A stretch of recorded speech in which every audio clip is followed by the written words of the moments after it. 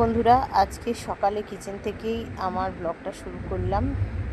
রবিবারে সম্পূর্ণ ঘরোয়া blog, kitchen clean, Sunday market blog সবটাই সঙ্গে থাকলো।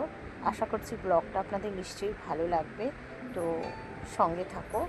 আর প্রতিদিনই আমি সেভাবে সামনে এসে তোমাদের সাথে ব্লগ শেয়ার করতে পারি না, তবে আজকে যখন একটু সুযোগ পেয়েছি ভাবলাম সামনে এসেই তোমাদের সাথে ব্লগ শেয়ার করি। এখন মর্নিং টাইম, সকালবেলা ফ্রেশ হয়ে নিয়েছি আর একটু ব্রাশটাও করে নিলাম। আর রাত্রিবেলা এইভাবেই চুল বেঁধেই আমাকে শুতে হয়, তার কারণ তোমরা যারা আমার ব্লগ দেখো জানোই আমার চুলটা সামলানো অনেকটাই মুশকিল। দেখতেই পাচ্ছ একদম চুলের অবস্থা। তো এইভাবে বেঁধে শুলে আমার একটু মানে কি বলবো, একটু সুবিধা হয়। আর এই তো এখানে চা বসিয়ে দিয়েছি, আর চাটা একদম রেডি হয়ে গেছে। এখন শ্রাবণ চলছে, তাই ব্ল্যাক টিটাই আমরা খাচ্ছি। এখন ডাইনিংয়ে বসে একটু চাই খাওয়া হবে। টিফিনের জন্য বসিয়ে দিয়েছি এখানে একটা আলুর তরকারি, যেটা আলুটা একটু সিদ্ধ করে নিয়েছি, তারপর ম্যাশ করে তরকারিটা এইভাবেই বসিয়েছি। ভীষণ সুন্দর টেস্টি লাগে। আর টিফিনটা এখানে রেডি করে নিয়েছি, যেহেতু আজকে রবিবার আর শ্রাবণ মাস, সবটাই কিন্তু ভেজ। আর আজকে আমার একটু ঝামেলাও আছে, কারণ আমাকে ভেজ নন ভেজ দুটোই রান্না করতে হবে। আর স্নানটা সেরে চলে এসেছি একদম ছাদে। তো আজকের পরিবেশটা দেখে নাও, ভীষণ সুন্দর। আর সকালবেলা একটু ফ্রেশ হয়ে জামা কাপড় চেঞ্জ করে বেশ কিছু কাজকর্ম গুছিয়ে নিয়েছিলাম। এখন আমি স্নানটাও সেরে নিলাম। তো চান করে যে এতটা শান্তি লাগে যে কি বলবো, মনে হয় সারাদিনটা আজকে অনেক ভালো যাবে। সকালবেলা স্নান করা কিন্তু বাড়ির প্রত্যেকটা গৃহিণীর মানে হাউস ওয়াইফের দরকার, তবে সবার ক্ষেত্রে সেটা হয় না, আমারও প্রতিদিন হয় না। তার কারণ ছেলের স্কুল থাকে, হাজব্যান্ডের অফিস থাকে। আজকে সেভাবে নেই, সবটাই ছুটি, তাই আজকে কিচেনের কাজগুলোই সুন্দর করে গুছিয়ে করার চেষ্টা। কিচেনে আছে আমার একটা ঠাকুর, যেমন মা অন্নপূর্ণা। তো প্রতিদিনই স্নানের পর আমি এখানে এইভাবেই পুজো করি মায়ের। তো যাই হোক,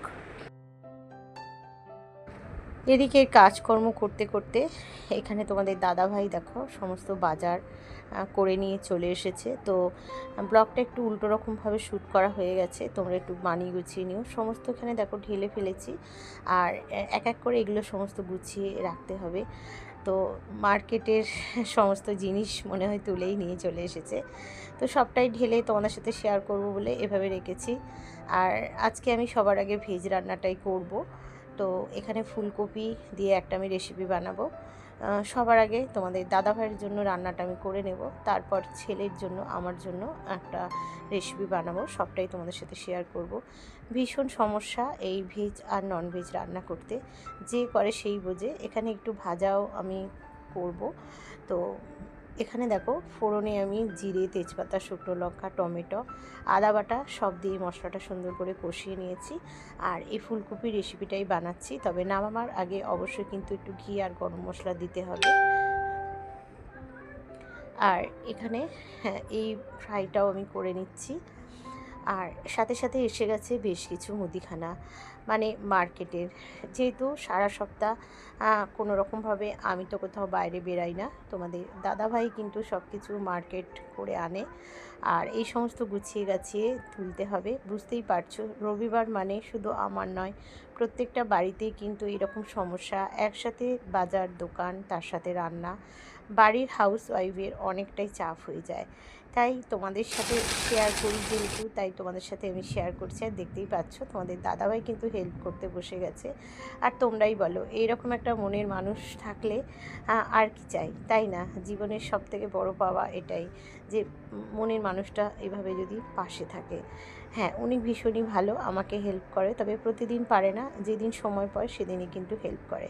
তো দেখো গুছিয়ে সমস্ত নেব, দুজনেই কিন্তু বসে গেছি। আর আমার বাড়ির সদস্য বলতে ওই শ্বশুরমশাই, আমার ছেলে, আমার হাজব্যান্ড, এই আমার ছোট পরিবার। আর এই তো দেখো মোটামুটি আমি ভেজ রান্নাগুলো করেই নিয়েছি।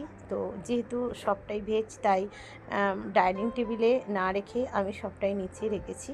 আর ভাত একটু পেঁপে ভাতে দিয়েছি, আমড়ার চাটনি, পটল ভাজা, আর দু জায়গায় আজকে ভাত করেছি। জানি না কতটা কি লাগে না লাগে সেই জন্য, কারণ ননভেজ একবার করতে গেলে তখন আর ভাতটা হবে না।